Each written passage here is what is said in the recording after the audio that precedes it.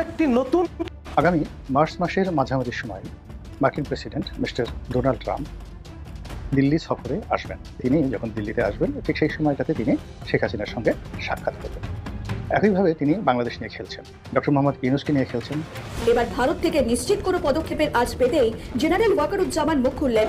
ওয়াকিবহাল মহল মনে করছে মোহাম্মদ ইউনূস যদি পদত্যাগ না করেন তাহলে বাংলাদেশে ভারতীয় সেনা ঢুকতে পারে, আর সেটা হবে মার্চেই। 90 সাল তো হয়ে গিয়েছে, আমরা 2025-এ দাঁড়িয়ে রয়েছি এবং মোহাম্মদ ইউনূস একেবারে বোঝাই যাচ্ছে যে পাকিস্তান প্রীতি তার কতটা, পাকিস্তানের প্রতি ভালোবাসা কতটা। পাকিস্তান থেকে প্রচুর অফিসাররা আসছেন। ছাত্রদের দল, এই ছাত্র কারা? এই ছাত্র একটা ডেফিনেশন আছে, এটা খুব ওয়াইড স্প্রেড মনোলিথিক ভাবে দেখার সুযোগ নেই, বহুবার বলেছে, কিন্তু আজ আর সেদিকে যাচ্ছি না। শুরুতেই একেবারে আন্তরিকভাবে অন্তরের অন্তঃস্থল থেকে অভিনন্দন জানাই, স্বাগত জানাই। এই দলটা খুব শক্তিশালী একটা দল হিসেবে আত্মপ্রকাশ করুক, আন্তরিকভাবে সেটা প্রত্যাশা করি, সেটা দিয়েই শুরু করি। কিন্তু আজকের ভিডিওটা মূলত এই দলটার সামনে কি কি চ্যালেঞ্জ আছে, তার কি কি সম্ভাবনা জায়গা আছে, তার কি কি পজিটিভস আছে। নতুন পরিস্থিতি তৈরি হয়েছে যেখানে বলা হচ্ছে যে নতুন যে রাজনৈতিক দল, সেই রাজনৈতিক দল সরকারের ক্ষমতার অপব্যবহার করেছে। জয় বাংলারও জয় বাংলা করছে, এখন বাংলাদেশ জিন্দাবাদের জয় বাংলা করার বাকি, হুঁশিয়ারি কিন্তু দেয়। আচ্ছা যাই হোক, নাকি তাদের কথা আলাদা। এখানে এই যে নতুন রাজনৈতিক দলটা যেটা আসছে, তারা কি জামাতের বি টিম, সি টিম? আসসালামু আলাইকুম রহমতুল্লাহ, সবাই কেমন আছেন? আশা করি সবাই অনেক অনেক ভালো এবং সুস্থ আছেন। সবাইকে স্বাগতম জানাচ্ছি আমাদের আরেক নতুন ভিডিওতে। প্রতিদিনের মতো আমি আপনাদের সিরিয়াত ফারুকী আবারও চলে আসলাম নতুন একটা ভিডিও নিয়ে। দর্শক, ইতিমধ্যে আপনারা সবাই দেখেছেন ভিডিওর শুরুতে বেশ কিছু অংশবিশেষ দেখেছেন, যে অংশবিশেষগুলো দেখে বুঝতে পেরেছেন আজকের ভিডিওটা কতটা গুরুত্বপূর্ণ হতে চলেছে। তাই আমি আর বিষয়টা নিয়ে বেশি বিস্তারিত বলবো না, কারণ বিস্তারিত বলতে গেলে ভিডিওটা অনেক লম্বা হয়ে যাবে। তাই আমি আর বেশি কথা না বলে আমরা ধারাবাহিকভাবে একটু বাকি অংশগুলো একটু দেখে আসবো। তার আগে আপনার কাছে ছোট্ট একটি অনুরোধ জানিয়ে রাখতে চাই, যারা আমাদের ফারুকী অনলাইন ইউটিউব চ্যানেলটিতে এখন নতুন আছেন, প্লিজ দয়া করে আমাদের চ্যানেল সাবস্ক্রাইব করে সাথে থাকবেন। 90 সাল তো হয়ে গিয়েছে, আমরা 2025-এ দাঁড়িয়ে রয়েছি এবং মোহাম্মদ ইউনূস একেবারে বোঝাই যাচ্ছে যে পাকিস্তান প্রীতি তার কতটা, পাকিস্তানের প্রতি ভালোবাসা কতটা। পাকিস্তান থেকে প্রচুর অফিসাররা আসছেন, আইএসআই এর স্টাফরা আসছেন। সুতরাং সেই জায়গায় দাঁড়িয়ে তাই কি এতটা লম্ফচম্প মোহাম্মদ ইউনূস এবং পাকিস্তানের, যেহেতু এই চুক্তির মেয়াদটা 97 সাল পর্যন্ত ছিল, আর এখন সেটা নেই বলে? দেখো, 5 আগস্ট শেখ হাসিনা সরকারের পতনের পর, শেখ হাসিনা দেশ থেকে ভারত চলে যাওয়ার পর বাংলাদেশের মাটিতে মূলত প্রো পাকিস্তানি একটি গোষ্ঠীর কি বলে এটাকে, যে উৎসব চলছে, যারা বাংলাদেশটাকে, নিজেদের স্বাধীনতার সার্বভৌমত্বটাকে, মুক্তিযুদ্ধের চেতনাকে যারা বিশ্বাস করে না, সেই শক্তিটাই বাংলাদেশের রাষ্ট্র ক্ষমতায় আসীন হয়েছে। এবং তারা প্রথম আঘাতটি এনেছে বাংলাদেশের মুক্তিযুদ্ধের উপরে, তারপরে তারা আঘাতটি এনেছে সংখ্যালঘু সম্প্রদায়ের উপরে, সেকুলার মানুষের উপরে, এরপরে তাদের টার্গেট হয়েছে ভারত। এবং ভারতকে টার্গেট করে তারা প্রথম যে কাজটি করতে চেয়েছে, তারা যেহেতু আইএসআই এর সহযোগিতায় রাষ্ট্র ক্ষমতায় আসীন হয়েছে এবং শেখ হাসিনা সরকারকে উৎখাত করেছে, সে কারণে তারা ভারতের বিরুদ্ধে একটা শক্তি দাঁড় করানোর চেষ্টা করেছে। তাদের টার্গেট হচ্ছে ভারতকে অশান্ত করা। এখন এই পরিস্থিতিতে দাঁড়িয়ে প্রথম দিকে ভারত কিন্তু খুবই ঠান্ডা মাথায় ব্যাপারটি পর্যবেক্ষণ করেছে এবং তারা তাদের পলিসিগত দিক থেকে তারা অবজারভেশন ছিল যে আসলে বাংলাদেশ কি করতে চাচ্ছে। কিন্তু যখন তারা লাগাম ছাড়া বেপরোয়া হয়ে উঠলো, তখন কিন্তু ভারতের সেনাবাহিনী প্রধান, এটি আমি একদমই ইন্টেল সূত্রের খবর বলছি, যে ভারতের সেনাবাহিনী প্রধান বাংলাদেশ সেনাবাহিনীর প্রধানের সঙ্গে কথা বলেছে। একটি জিনিস আমি এখন ফাঁস করতে চাই, বলতে চাই, যেটি খুবই খুবই গুরুত্বপূর্ণ এবং এই আলোচনার প্রাসঙ্গিক, সেটি বলতে চাই আমি এখন, যে এই যে ইন্দিরা মুজিব চুক্তি, এই চুক্তি 1997 সালে শেষ হলেও 2010 সালের পর বাংলাদেশ এবং ভারতের সেনাবাহিনীর মধ্যে কিছু গুরুত্বপূর্ণ চুক্তি সাধিত হয়েছে। সেই চুক্তিগুলো কি সেটা আমি বলবো না, কিন্তু এখানে যে উল্লেখযোগ্য যে ব্যাপারটি আছে সেটি আমি আজ বলতে চাই। আমি জানান দিতে চাই মানুষকে যে এই চুক্তির আলোকে যদি ভারত কোনো কারণে বাংলাদেশের অভ্যন্তরে ভারত বিরোধী কর্মকাণ্ডের প্রমাণ পায় এবং সেখানে বসে যদি কোনো জঙ্গি গোষ্ঠী ভারতকে অশান্ত করার চেষ্টা করে, তাহলে ভারতীয় সেনাবাহিনী বাংলাদেশের অভ্যন্তরে প্রবেশ করে তাদের বিরুদ্ধে অ্যাকশন নিতে পারবে।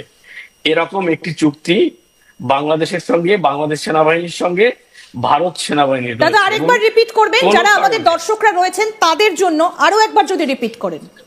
যদি বাংলাদেশের অভ্যন্তরে বা ভারতের অভ্যন্তরে, আমি বাংলাদেশ দিয়েই বলছি, বাংলাদেশের অভ্যন্তরে যদি কোনো জঙ্গি গোষ্ঠী, কোনো মিলিটেন্সি ভারতকে অশান্ত করার জন্য বা ভারতে ঢোকার জন্য, ভারতের বিরুদ্ধে অশান্তি করার জন্য যদি ঘাঁটি গাড়ে এবং সেটা যদি ভারত প্রমাণ পায়, তাহলে তারা নিবৃত করার জন্য সে দেশে ঢুকে তাদেরকে নিবৃত করতে পারবে। একদম সবথেকে বড়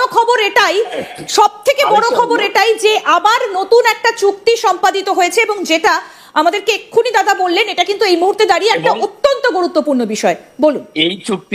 এই চুক্তির আলোকেই কিন্তু ভারতের যিনি সেনাপ্রধান, তিনি কিন্তু বাংলাদেশের সেনাপ্রধানকে একটি কথা স্পষ্ট করে বলেছেন এবং ভারতীয় সেনাপ্রধান সম্প্রতি সময়ে একটি বক্তব্য দিয়েছেন। বলেছেন যে বাংলাদেশের অভ্যন্তরে আইএসআই কর্মকর্তারা ঢুকেছে, তারা বিভিন্ন জায়গা পরিদর্শন করছে এবং তাদের কাছে প্রমাণ আছে আইএসআই বাংলাদেশের বিভিন্ন জায়গায় ক্যাম্প দিয়েছে। তার দুদিন পরে বাংলাদেশের সেনাপ্রধান কিন্তু একটি বার্তা দিয়েছেন। তিনি তার বক্তব্যে বলেছেন যে বাংলাদেশে যদি অশান্তি ছড়ানো হয়, এরকম আইএসআই বা উনি আইএসআই নাম উল্লেখ করেননি বাংলাদেশের সেনাপ্রধান, কিন্তু বলেছেন যে এইরকম জঙ্গিপনা বা এরকম অশান্ত করার চেষ্টা করা হয়, তাহলে বাংলাদেশের সার্বভৌমত্ব বিলীন হতে পারে। তাহলে দুজন সেনাপ্রধানের বক্তব্য কিন্তু ক্লিয়ার যে ভারত এবং বাংলাদেশের মধ্যে, দুই সেনাবাহিনীর মধ্যে এমন একটি চুক্তি যেটি কখনো প্রকাশ পায়নি বা এটি নিয়ে আলোচনা হয় না। কিন্তু আমি এই দুজনের কথাবার্তা এবং দুজনের এই সাম্প্রদায়িক কর্মকাণ্ড এবং বাংলাদেশ সেনাবাহিনীর প্রধানের হঠাৎ ইউটার্ন, এটাই আমার কাছে প্রমাণ করে যে তাহলে এখানে দাঁড়িয়ে একটা প্রশ্ন, যে বিষয়টা নিয়ে আমরা আলোচনা করছি, যে তাহলে ভারত সেনা কোন কোন অবস্থায় বাংলাদেশের দখল নিতে পারে, আমরা যে বিষয়টা নিয়ে আলোচনা করছি, তাহলে কি উত্তর এটাই দাঁড়ায় যে যদি কোনো জঙ্গি গোষ্ঠী বাংলাদেশের সার্বভৌমত্বে আঘাত হানে এবং ভারতের ক্ষতি করতে পারে, ভারত যদি সেটার প্রমাণ পায়, তাহলে ভারত আক্রমণ শানাতে পারে? তাহলে কি বর্তমানে এখন সেই অবস্থাটা তৈরি হয়েছে? আপনি একজন সাংবাদিক হিসেবে কি বলবেন? বাংলাদেশের অভ্যন্তরে যে জঙ্গি তৎপরতা চলছে এবং আইএসআই যারা আন্তর্জাতিক ভাবে শুধু জঙ্গিপনার জন্য পরিচিত, তাদের ঘাঁটির কথা যখন ভারত সেনাপ্রধান বলেছেন, সেক্ষেত্রে আমি কোনোভাবেই এটিকে এড়াতে পারি না বা এটিকে কি বলে যে অস্বীকার করতে পারি না। আমার কাছে মনে হয়েছে যে পরিস্থিতি চলছে, যেমন আমি একটি জিনিস বলি, আপনি একজন সাধারণ মানুষ হিসেবে কি ফিল করছেন? বাংলাদেশে এখন জঙ্গি তৎপরতা চলছে এবং যে কোনো মুহূর্তে আপনাদের সার্বভৌমত্ব বিকিয়ে যেতে পারে। এখন বিষয় হচ্ছে যে বাংলাদেশের সার্বভৌমত্ব রক্ষার জন্য ভারতীয় সেনাবাহিনীর পক্ষ থেকে বাংলাদেশের সেনাপ্রধানকে বলা হয়েছে যে তোমাদের কি কি কারণে তোমাদের সমস্যা হচ্ছে এবং হতে পারে। সেখান থেকে কিন্তু সেনাবাহিনী ইউটার্ন নিয়েছে এবং তারা সিনিয়র কর্মকর্তারা মিলে এই ব্যাপারে সিদ্ধান্ত হয়েছে যে বাংলাদেশের স্বাধীনতা, সার্বভৌমত্ব বা বাংলাদেশের যে পরিস্থিতি চলছে, এই পরিস্থিতি চলতে দেওয়া যাবে না। এটা কিন্তু স্পষ্ট করে বাংলাদেশের সেনাপ্রধান বলেছেন। তার মানে নিশ্চয়ই বাংলাদেশের পরিস্থিতি আর মানে অনুকূলে প্রতিকূলে, হ্যাঁ, তো প্রতিকূল পরিস্থিতিকে ফেরানোর জন্য বাংলাদেশের সেনাপ্রধানকে বলা হয়েছে। উনি না পারলে হয়তো ভারত বাংলাদেশের যে যৌথ চুক্তি রয়েছে, দুদেশের সেনাবাহিনী অংশ নিতে পারে। কারণ এটা তো ভারতীয় সেনাবাহিনীতে এরকম জঙ্গি দমনে পাকিস্তানের সঙ্গে বিভিন্ন উদাহরণ আছে, বালাকোট স্ট্রাইক আছে, এরকম পাউলিনি স্ট্রাইক আছে। তো এরকম তো অনেক ঘটনা ভারতীয় সেনাবাহিনীর দ্বারা হয়েছে এবং বাংলাদেশের অভ্যন্তরে কিন্তু যে জঙ্গিবাদের আশ্রয় 2001 সালের পরে হয়েছিল এবং মিলিটেন্সি গ্রুপ বিশেষ করে নর্থ ইস্টের যারা বাংলাদেশের আশ্রয় নিয়ে বিভিন্ন জায়গায় ক্যাম্প করে ভারতকে অশান্ত করার চেষ্টা করেছিল, তাদের বিরুদ্ধে কিন্তু ভারত বাংলাদেশ যৌথভাবে অপারেশন করে তাদেরকে নিবৃত করেছিল। যদিও সেই বিষয়টি প্রকাশ হয়নি কখনো, কিন্তু আমি এটা দায়িত্ব নিয়ে বলছি যে ভারত বাংলাদেশের জঙ্গি দমনে যৌথ অপারেশনের রেকর্ড আছে এবং আমার কাছে মনে হয় এই অবস্থা চলতে থাকলে সেই দিকেই যেতে হবে। ঠিক কথা, কিন্তু যেভাবে এক এক করে জঙ্গি নেতাদেরকে মুক্তি দিয়ে দেওয়া হয়েছে বাংলাদেশের জেলগুলো থেকে, কারাগারগুলো থেকে, তাতে তো এই তৎপরতা যে বৃদ্ধি পাবে সেটা তো অনেক আগেই বোঝা গেছিল। তার উপর আইএসআই এর যে স্টাফ, তারা যারা বাংলাদেশে এসেছিলেন গত কয়েকদিন ধরে, যেভাবে আমরা শুনতে পাচ্ছি যে পাকিস্তান আইএসআই তারা বাংলাদেশের সেনাবাহিনীকে ট্রেনিং দেবে, বিভিন্ন জায়গায় ট্রেনিং ক্যাম্পও খোলা হয়েছে, সেই ফুটেজও আমরা দেখিয়েছি এবং আপনিও সেই তথ্য আমাদেরকে দেখিয়েছে। অবশেষে সব অপেক্ষার অবসান ঘটল। নতুন রাজনৈতিক দল আত্মপ্রকাশ করল, জাতীয় নাগরিক পার্টি, ন্যাশনাল সিটিজেন্স পার্টি, ওনারা এটাকে এনসিপি এভাবে বলছেন। দলটা এভাবে আমরা বলি যে ছাত্রদের দ্বারা গঠিত ছাত্রদের দল। এই ছাত্র কারা? এই ছাত্রের একটা ডেফিনেশন আছে, এটা খুব ওয়াইড স্প্রেড মনোলিথিকভাবে দেখার সুযোগ নেই, বহুবার বলেছি, কিন্তু আজ আর সেদিকে যাচ্ছি না। শুরুতেই একেবারে আন্তরিকভাবে অন্তরের অন্তঃস্থল থেকে অভিনন্দন জানাই, স্বাগত জানাই।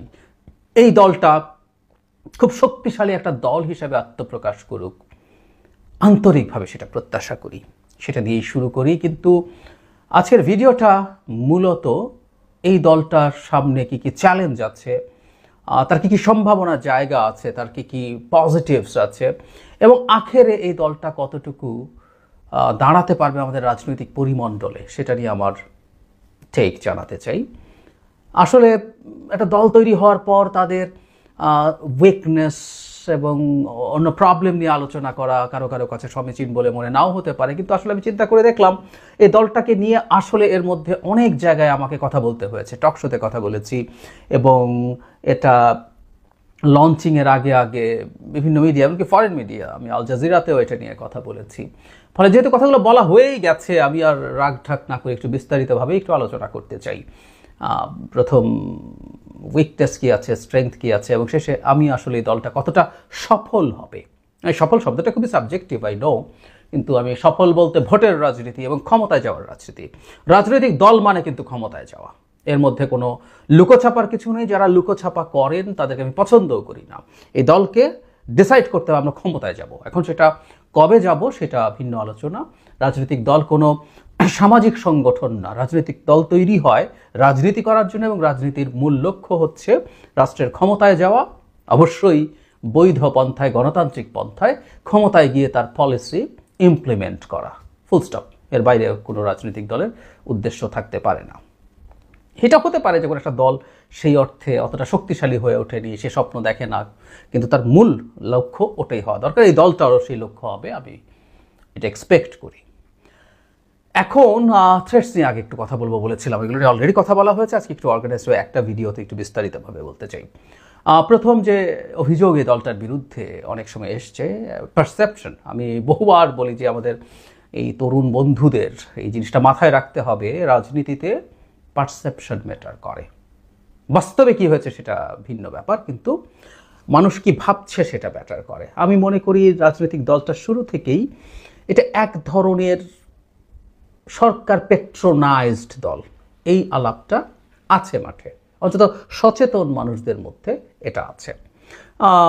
কারণ আছে, কারণ এই ছাত্রদের মধ্যে 3 জন, গণঅভ্যুত্থানের নেতৃত্ব দানকারীদের মধ্যে 3 জন সরকারে চলে গিয়েছিলেন। এর মধ্যে জনাব নাহিদ ইসলাম দলে যোগ করার কয়েকদিন আগে মাত্র রিজাইন করে এতে যোগ দিয়েছেন। আমি আগেও বলেছি, আমি আলাদা একটা ভিডিও করেছি যে ছাত্ররা এখনও কেন সরকারে, ওনারা একটার পর একটা স্ট্র্যাটেজিক ভুল করে যাচ্ছেন বলে আমি মনে করি। এগুলোই তাদের জন্য ঝুঁকিপূর্ণ। যে 2 জন থেকে গেলেন সেই 2 জনে থাকা আসলে উচিত হয় নাই, কারণ জনাব নাহিদ যখন দলের দায়িত্ব নিচ্ছেন, মানে আমরা তো আসলে কেউ এগুলো বুঝি না তা না, আমাদেরকে যত টেকনিক্যালিটিস বোঝানো হবে এটার দরকার নেই। আর সাধারণভাবে কি দাঁড়ায় যে একজন মানুষ একটা সরকারে ছিলেন, জাস্ট তার মধ্যে ওই আশা নিয়ে, এবং এই সরকারে কাজ করার বেশ আগে থেকে, এমনকি পদত্যাগ করার বেশ আগে থেকে তার নাম জানা যাচ্ছিল, তিনি বিবেচনা করছেন, বলছেন। একটা মানুষ যিনি একটা নতুন রাজনৈতিক দলের প্রতি সিম্প্যাথাইজড বা প্ল্যান আছে, অ্যাক্টিভলি কি করেছেন না করেছেন সেই আলোচনায় ঢুকছি না, এগুলো নিয়ে প্রচুর তথ্য বহু জায়গায় আছে, সেদিকে ঢুকবো না ওই তর্কে আজকে। তো ওই মানসিকতা নিয়ে একটা সরকারে থাকছেন, এবং 2 জন থেকে গেলেন। এরাও যে কোনো দিন, তারাই বলছেন যে কোনো দিন এই সরকারে, এই দলে আসতে পারেন, তবে তার আগে তারা রিজাইন করে আসবে। জনাব নাহিদের মতো 3 দিন আগে, 2 দিন আগে, 7 দিন আগে। ভুল হলো, খুব বড় ভুল হলো। এবং বিশেষ করে মিস্টার আসিফ মাহমুদ যে মন্ত্রণালয়ে আছেন, এলজিআরডি মন্ত্রণালয়, তার কিন্তু নির্বাচনকে ম্যানিপুলেট করার মতো প্রকল্প স্যাংশনের ক্ষমতা হাতে আছে। এটা ভয়ঙ্কর। সুতরাং এই সমালোচনাগুলো আসবে এবং সমালোচনা তাদেরকে নিতে হবে নিশ্চিতভাবেই। এছাড়াও ডক্টর ইউনূসের একটা মন্তব্য আমাদের নিশ্চয় মনে আছে। তিনি প্যারিস জলবায়ু সম্মেলনে যোগ দিতে গিয়ে তিনি এমন বক্তব্য দিয়েছেন যে স্টুডেন্টরা যা অর্জন করেছে সেটা তাদেরকেই রক্ষা করতে হবে এবং স্টুডেন্টদেরকে তিনি তাদের এই দলকে পেট্রোনাইজ করছেন। দলকে অভিনন্দন আমরা প্রত্যেকে জানাচ্ছি, প্রত্যেকে জানাবো। ইনফ্যাক্ট যে তাদের লঞ্চিং হলো তাতে সব রাজনৈতিক দলের মানুষজন ওখানে গিয়ে পার্টিসিপেট করেছেন, জয়েন করেছেন। এটা একটা চমৎকার ব্যাপার। এটাও বাংলাদেশের ভবিষ্যৎ গণতন্ত্রের জন্য একটা চমৎকার ছবি। এখানে দেখা গেছে সব দলের মানুষজন, আওয়ামী লীগ ব্যতীত, ওখানে হাজির ছিলেন। তো সুতরাং একটা চমৎকার ব্যাপার। তো আমরা প্রত্যেকে যারা এই দলটা করবেন ওরা তারাও অভিনন্দন জানাবেন, প্রধান উপদেষ্টাও জানাতে পারেন তাদেরকে। কিন্তু তার বক্তব্যের রিডিং বিটুইন লাইন্স বা শব্দচয়নের মধ্যেই ছিল যে তিনি আসলে এই দলটাকে পেট্রোনাইজ করছেন। আমি বলছি না তিনি করছেন, কিন্তু ওই বক্তব্যের মধ্যে সেটা মনে হয়। এবং আমি ক্ল্যারিফিকেশন দেখলাম না। আমি আমার অনেকগুলো টকশোতে বা নিজের ভিডিওতেও বলেছি যে একটা ক্ল্যারিফিকেশন দরকার আছে। যেহেতু ক্ল্যারিফিকেশন দেওয়া হয়নি তার মানে আমরা ধরে নেব প্রধান উপদেষ্টা এই জিনিসটা এন্ডোর্স করছেন না, আমি এটা তাই মনে করি। সো এই পারসেপশনগুলো ক্ষতি তৈরি করে। কেউ কেউ বলেন যে বিএনপি তো, ওনারাই বলেন বিএনপি তো কিংস পার্টি, তাতে কিংস পার্টি হলে অসুবিধা কি? এটা জবাব আমি দিয়েছি, ডিফারেন্ট ভিডিও করেছি যে কিংস পার্টি হলেও সেটা ঘোষিতভাবে কিংস পার্টি হলে ভালো হয়। এর মধ্যে ডিসগাইজের যে অভিযোগ সেটা ওঠে না। তাহলে কি সরকার সেটা ঘোষণা করবে? না, করছে না। কিন্তু আবার কোনো না কোনো ফর্মে কিংস পার্টি এই ধরনের বিষয় আসলে ভালো না। আর একই সাথে যোগ করতে চাই, কোনো সরকার দল তৈরি করছে সেটা আসলে সফল সরকার হলে সেই দলটা ভালো হওয়ার সুযোগ তৈরি হয়। আর ডক্টর ইউনূসের সরকার খুবই জটিলতার মধ্যে, ক্রাইসিসের মধ্যে সরকারের দায়িত্ব গ্রহণ করেছেন, দেশ পরিচালনা করছেন, কোনো সন্দেহ নেই। কিন্তু এই সরকারের প্রতি মানুষের অস্থিরতা, মানুষের অনাস্থা প্রকট হয়ে উঠছে। ফলে এই সরকার কোনো দলের সাথে আছে সেটা সেই দলের অ্যাসেট না, লায়াবিলিটি হয়ে যাওয়ার সমূহ সম্ভাবনা আছে। নাম্বার 2, এর বাইরে যেটা হয়েছে, সমন্বয়করা যারা এই মুভমেন্টের সামনের সারিতে ছিলেন, গণ অভ্যুত্থানের কথা বলছি, তারপর তারা যারা এই দলগুলোতে আছেন, আমি আবারও বলছি এগুলো পারসেপশন, এই আলাপ আলোচনা আমার কানেও এসছে। অনেক ক্ষেত্রে সরকারকে প্রভাবিত করা বা বেশ কিছু অনিয়ম দুর্নীতির সাথে জড়িয়েছেন এই ধরনের আলাপও কেউ কেউ করছেন। আমাদের একটা কথা মনে রাখতে হবে, যারা এই আলাপগুলো করেন, যাদের এই লেভেলের সোশ্যাল ক্যাপিটাল আছে, তারা ভোটার একজন হলেও তাদের আসলে এই ন্যারেটিভ তৈরি করার সক্ষমতা যথেষ্টই থাকে, সেটা তাদের আছে বলে আমরা ধারণা করতে পারি। সো এটাও একটা নেগেটিভ জায়গা। তারা ক্ষমতার কাছাকাছি থাকতে গিয়ে শুধু কিংস পার্টি না, এই ঝুঁকিটাও তারা তৈরি করেছেন। সো এটা একটা প্রবলেম। কিন্তু তাদের সবচেয়ে বড় যে ঝুঁকি আছে আমি বলে মনে করি সেটা হচ্ছে, তারা আরও কিছু পয়েন্ট আছে, আমি একটু পরে আসছি, কিন্তু প্রধান যে ঝুঁকিটা আমি মনে করি সেটা হচ্ছে তারা বিরাট একটা স্পেকট্রাম তৈরি করেছেন। মানে এত ওয়াইড স্পেকট্রাম আসলে কঠিন, লেফট টু রাইট। মানে কেউ একজন লেফট পলিটিক্স করতে পারেন এবং সেটা একসময় ছেড়ে দিয়ে ভিন্ন পলিটিক্যাল ইডিওলজি দিতে পারেন, কিন্তু আমরা এরকম বিলিফ রাখছি এরকম এই wide spectrum, right, centre left, right, এরকম মানে এক্সট্রিম লেফট বা এক্সট্রিম রাইট কেউ আছে কিনা আমি জানি না, কিন্তু এই যে পরিস্থিতি তৈরি হলো, এদেরকে একসাথে রাখাটা খুব কঠিন।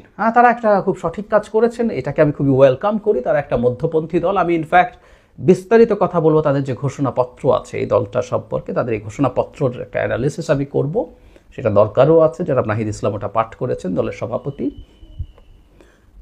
আহ্বায়ক এখন। তো যাই হোক, সেটা তারা এই স্পেকট্রামকে কীভাবে কন্ট্রোল করবেন, মানে মধ্যপন্থা হয়ে জনগণের সার্ভিস নিয়ে আলাপ করে, ওয়েলফেয়ার নিয়ে কথা বলে একটা রাজনীতি হতে পারে দুর্দান্ত। আমাদের পাশে ভারতে আম আদমি ইনফ্যাক্ট মূলত এই রাজনীতিটা করেছে এবং তারা সাকসেসফুল হয়েছে। কিন্তু আমরা দেখলাম দলের মধ্যে এই আদর্শগত ডিবেটটা আদর্শের ডিবেটটা চলমান আছে। এবং কিছুদিন আগে আমরা রীতিমতো এক্স শিবির বলে একটা বর্গের সাথে অন্যদের সংঘাত দেখেছি, এবং তার দুজন সিগনিফিক্যান্ট নেতা যারা ঢাকা ইউনিভার্সিটি ছাত্র শিবিরের প্রেসিডেন্ট ছিলেন, জনাব জুনায়েদ এবং জনাব রাফে, তারা এই কমিটিতে থাকতেই, এই দলে থাকতেই অস্বীকার করেছেন।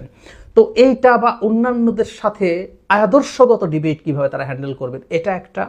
নাম্বার 2 হচ্ছে কিছু কিছু মানুষকে শুরু থেকে কিছু ইরাকদেরকে আমরা যদি একটা বর্গ হিসাবে চিন্তা করি, শুরু থেকে একটু দূরে সরিয়ে দেওয়ার চেষ্টা হয়েছে, আদারিংয়ের একটা টেন্ডেন্সি আছে বলে অভিযোগ আছে। সেটা হচ্ছে প্রাইভেট ইউনিভার্সিটি স্টুডেন্টস। আমরা খেয়াল করব যে 2-3 দিন আগে একটা ছাত্র সংগঠন ঘোষণা করার ক্ষেত্রে প্রাইভেট ইউনিভার্সিটি স্টুডেন্টরা সেখানে রীতিমতো মারামারিতে জড়িয়েছেন, তাদেরকে বাতিল করে রাখা হচ্ছে, দূরে সরিয়ে রাখা হচ্ছে এই অভিযোগে। সো এটা তারা কিভাবে হ্যান্ডেল করবেন সেটা দেখার আছে। দীর্ঘদিন থেকে আসলেই তাদেরকে এক ধরনের দূরে সরিয়ে রাখার টেন্ডেন্সি ছিল। প্রাইভেট ইউনিভার্সিটির যে স্টুডেন্ট আছে, তাদের যে সংগঠন আছে, তাদের কারো কারোর সাথে আমার কথা প্রসঙ্গে আমি দেখেছি তারা এটা ফিল করেন।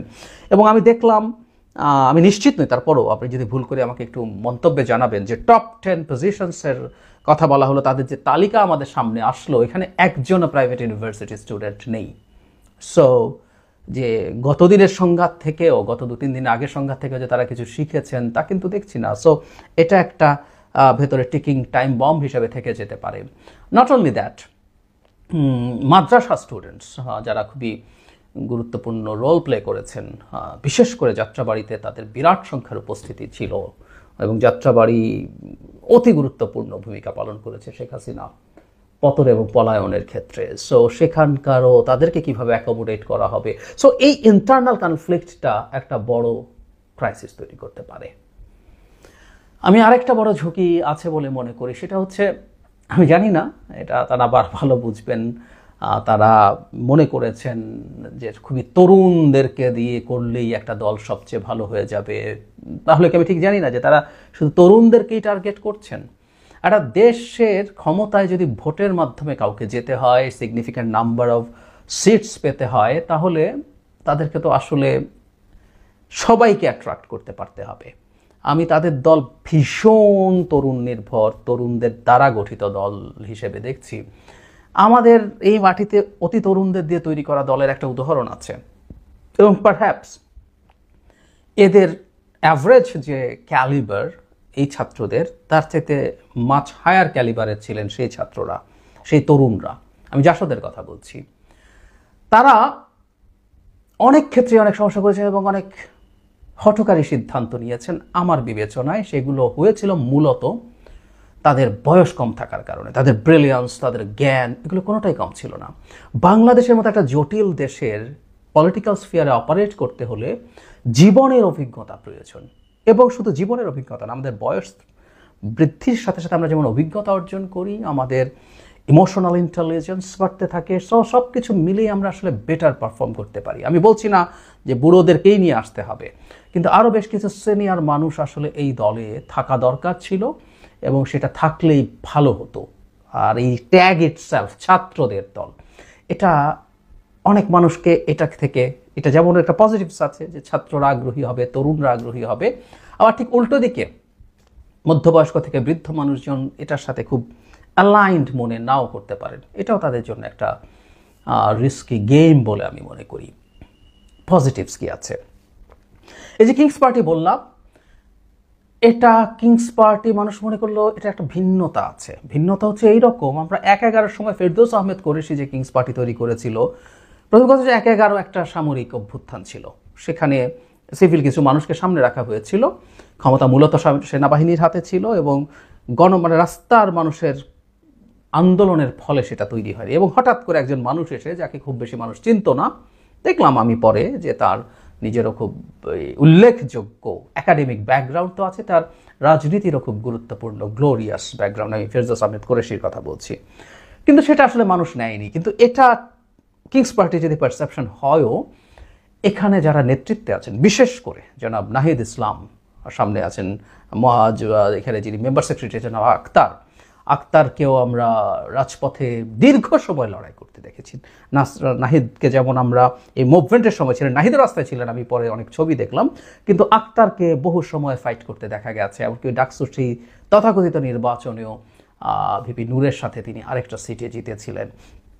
অন্য যারা যারা আছেন প্রত্যেকে কোনো না কোনোভাবে এই মুভমেন্টে লড়াই করেছেন, ঝুঁকি নিয়েছেন, মৃত্যুর ঝুঁকি নিয়েছেন, নিয়ে এই লড়াইয়ে ছিলেন, শেখ হাসিনাকে পতন করে দিয়েছেন। সো আমাদের জাতির কাছে এনারা বীর। সো এই বীররা যখন এই দলটা তৈরি করতে গেছেন, সম্ভাবনা আছে যে কিংস পার্টি যে অভিযোগটা আছে সেটা উবে যাবে, সরে যাবে, হতে পারে। তারা তরুণদের দল, তরুণদের নতুন চিন্তা থাকে, উইচ ইজ ট্রু। কিন্তু আমি বলছি একটা মিশেল থাকা জরুরি, কিন্তু নতুন চিন্তাও বহু সময় আসলে তাদেরকে পজিটিভ কিছু দিতেই পারে। এবং সত্যিকার অর্থে তারা যদি ভোটারদেরকে, আমি কিন্তু ওই গ্রুপদের সম্পর্কে আমরা জানি না এবং বাংলাদেশের ভোটিং প্যাটার্ন আমরা জানি না। গত বহু বছর, 17 বছর কোনো নির্বাচন হচ্ছে না, 15 বছর কোনো নির্বাচন হচ্ছে না, সেই অর্থে 8 সালে নির্বাচন নিয়ে প্রশ্ন আছে, সেটা যোগ করলে তো আরও বেশি হয়ে যায়। কিন্তু এই প্যাটার্নের মধ্যে আমরা খেয়াল করেছি যার বয়স 35-এর কাছাকাছি, 35-এর মতো, সেই মানুষটা বাংলাদেশে কোনো সুষ্ঠু ভোট দেয়নি। মানে 18 বছরে যদি কেউ 2008 সালে ভোট দিয়ে থাকে, তার বয়স এখন 34-35 হয়ে গেছে। সো এই পুরো গ্রুপটাকে এই তরুণরা কানেক্ট করতে পারতে পারেন, সেটা যদি হয়, সেটাও একটা is a very big number, very big number. So এটাও তাদের ক্ষেত্রে পজিটিভ হিসাবে কাজ করতেই পারে, এটা করবে না, আমরা সেটা বলছি না। আর একটা জিনিস একটু আমাদের মনে রাখতেই হবে যে তারা যেভাবে অনেক বড় স্পেকট্রামকে সাথে নিয়েছেন, এটাকে যদি ধরে রাখতে পারেন তাহলে বিভিন্ন দিক থেকে আসলে তারা মানুষ পেতে পারেন। কারণ এখানে বিভিন্ন রকম চিন্তার, বিভিন্ন রকম মানুষের, বিভিন্ন রকম আদর্শের মানুষ আছেন। তারা আদর্শিক আলাপ যদি কম আনেনও, ওই আদর্শিক মানুষগুলো তারা বিভিন্ন দিকে কানেক্ট করে তাদের সমর্থক বাড়াতে বা তৈরি করতে পারবেন বলে আশা করা যায়। এগুলো হচ্ছে তাদের পজিটিভস, অন্তত এই মুহূর্তে যেগুলো মাথায় আসছে। আবার কিছু আসলে আমি পরে বলবো। এই দলের পলিটিক্যাল স্ফিয়ারের সম্ভাবনা কেমন দেখছি, আমি একটু সরাসরি বলতে চাই, আমি এই দলটার খুব ভালো ভবিষ্যৎ আসলে দেখি না। কারণ তারা যে ভুলগুলো করছেন, করে ফেলেছেন কিছু ভুল, সরকারে যাওয়া বা এই পারসেপশন তৈরি হওয়া বা সরকারে যাওয়া জনিত কারণে সত্য হোক মিথ্যা হোক বেশ কিছু অভিযোগ তাদের বিরুদ্ধে, দুর্নীতি, প্রভাব বিস্তার, এই রকম নানা ধরনের। বাস রিকুইজিশন নিয়ে একটি নতুন পরিস্থিতি তৈরি হয়েছে, যেখানে বলা হচ্ছে যে নতুন যে রাজনৈতিক দল, সেই রাজনৈতিক দল সরকারের ক্ষমতার অপব্যবহার করেছে। তাদের জন্য ডিসিরা গাড়ি ঘোড়ার ব্যবস্থা করেছে। সেই গাড়িতে করে ছাত্র জনতা এসছে মানিক মিয়া এভিনিউতে জাতীয় নাগরিক পার্টির সমাবেশে। সেখানে দলের আত্মপ্রকাশ হয়েছে। সেই আত্মপ্রকাশের সেই সমাবেশ জমজমাট করার জন্য ডিসিরা সহায়তা করেছে এবং এই ক্ষেত্রে প্রশাসন ব্যবহৃত হয়েছে। টিআইবি, ট্রান্সপারেন্সি ইন্টারন্যাশনাল বাংলাদেশ, এই খবরটি তারা নজরে এনেছে এবং বলেছে ক্ষমতার অপব্যবহারের দায় সরকার এড়াতে পারে না। নতুন পরীক্ষা শুরু হলো দর্শক। অন্তর্বর্তী সরকারের ব্যাপারে এমনিতেই বিএনপির একটি বড় অভিযোগ ছিল যে এই সরকার নিরপেক্ষতা হারাচ্ছে। সরকারের ভেতরে বসে কিছু উপদেষ্টা নতুন রাজনৈতিক দল সংগঠিত করছে। যদি তাই চলতে থাকে তাহলে আগামী নির্বাচন এই সরকারের অধীনে নিরপেক্ষভাবে হবে, সেই নিশ্চয়তা তারা পাচ্ছেন না। তাহলে তত্ত্বাবধায়ক সরকারের দাবি করতে হবে, এমন কথা কিন্তু মির্জা ফখরুল ইসলাম আলমগীর বলেছিলেন এবং তারপরে তো ছাত্র নেতারা তীব্র রিয়াক্ট করেছিলেন। এখন বিএনপির বাইরে নুরুল হক নূর এই কথা বলেছেন।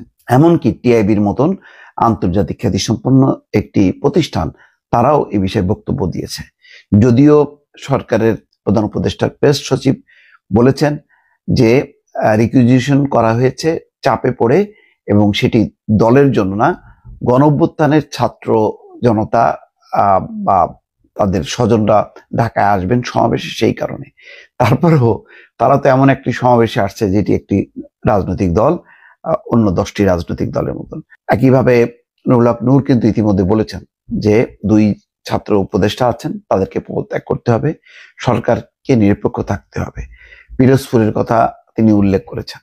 আজকে কিছুক্ষণ আগে যেই খবরটি এসছে তাতে দেখা যাচ্ছে যে টিআইবি বক্তব্য দিয়েছে। নতুন রাজনৈতিক দল জাতীয় নাগরিক পার্টি আত্মপ্রকাশ অনুষ্ঠানে অংশগ্রহণের জন্য ঢাকার বাইরে অন্তত একটি জেলা থেকে জাতীয় নাগরিক কমিটি ও বৈষম্য বিরোধী ছাত্র আন্দোলনের প্রতিনিধিদের জন্য কর্তৃত্ববাদের অনুকরণে সরকারিভাবে হুকুম দখল করে অর্থাৎ রিকুইজিশন করে পরিবহন বাস রিকুইজিশন ঘটনায় গভীর উদ্বেগ প্রকাশ করেছে টিআইবি, ট্রান্সপারেন্সি ইন্টারন্যাশনাল বাংলাদেশ।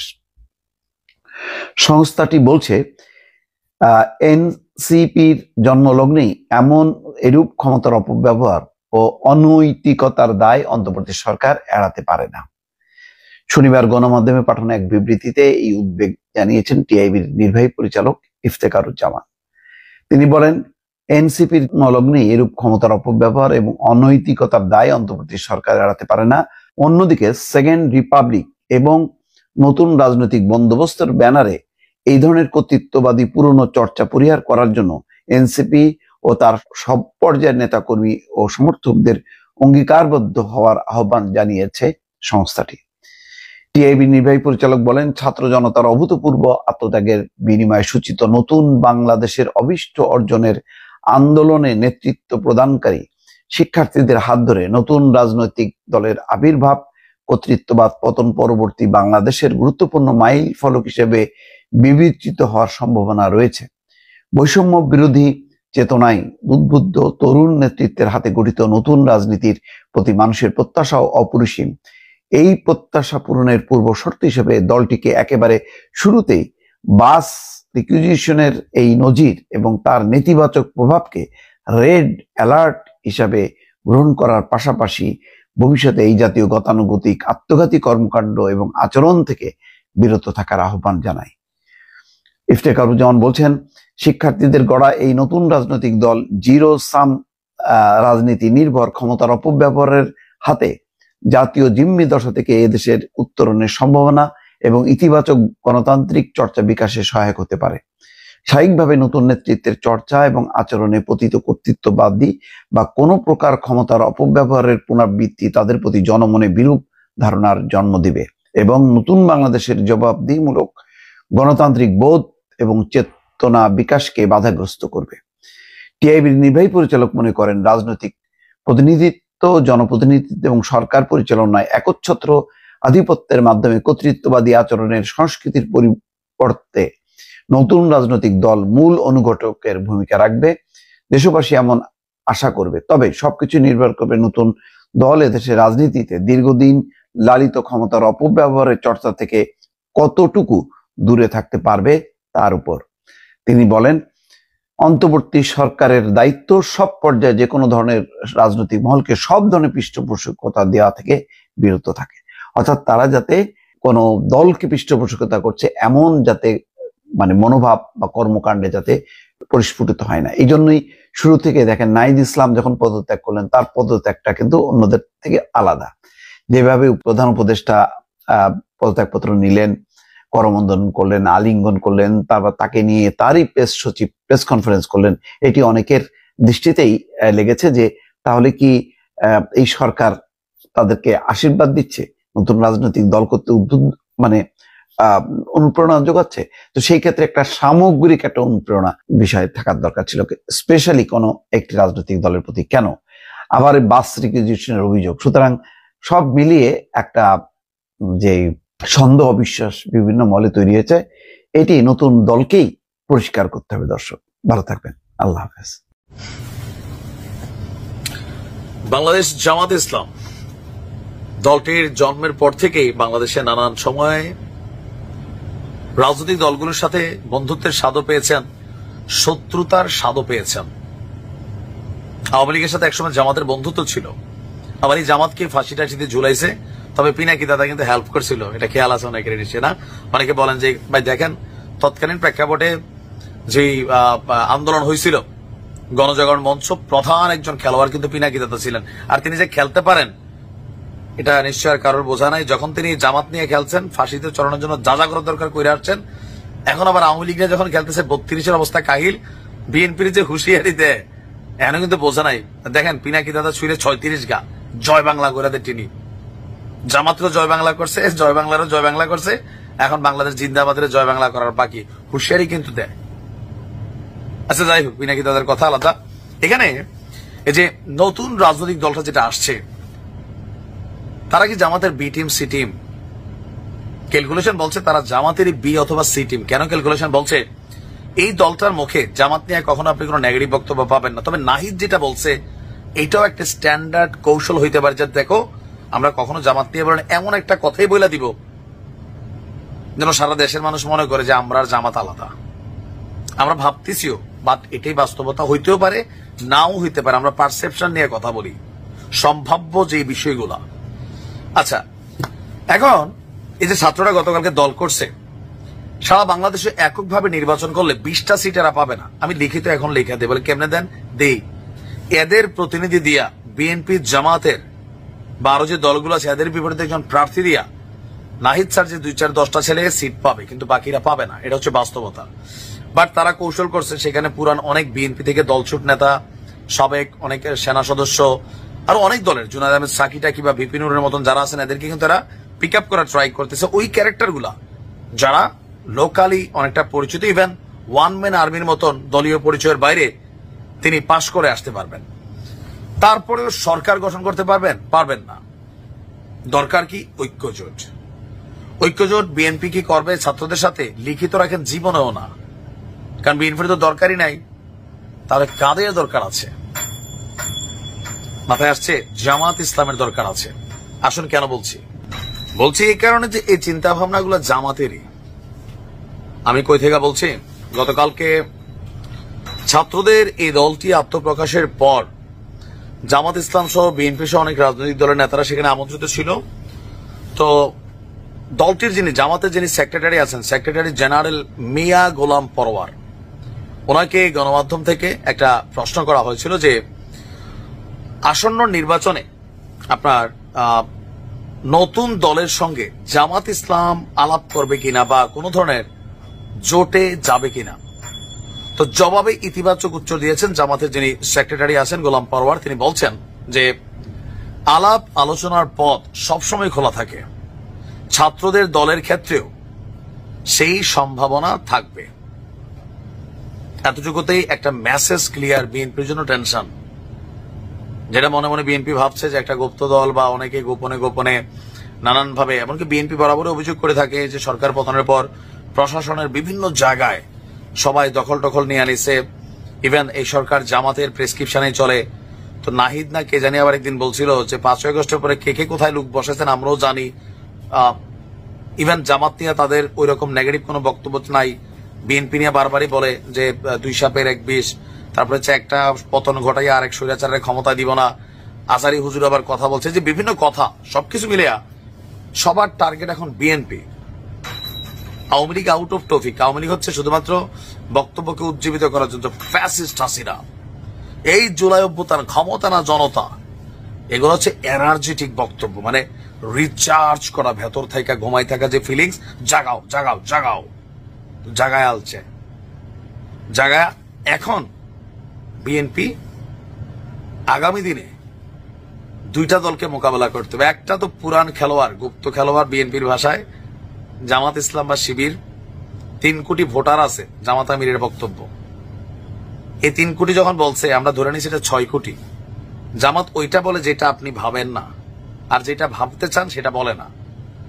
তারা 3 বলছে, আমরা ধরে নিচ্ছি 6। ছাত্রদের যে পপুলারিটি মিনিমাম লেভেলে আছে ভাই, 2-4 কোটি ভোটাররা টানলেও টাইন না ফেলতে পারে। এত ভোট তো মানুষ দেয় না। নর্মালি ধরেন 51%, 2%, 60% ভোট পড়ে সামাও।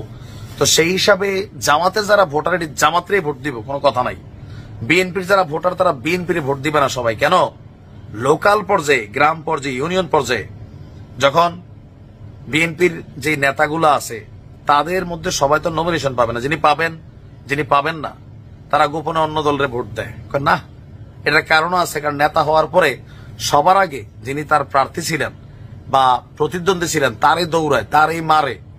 এইসব কারণে নিজের দলের লোকের চাইলেও লাস্টে বেলা সাপোর্ট দেয় না।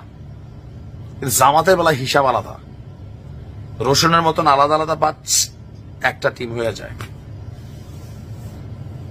তো গতকালকে এই বক্তব্যের পর মোটামুটি তো নিশ্চিত যে জামাতের সাথে দলটা জোট বাঁধবে।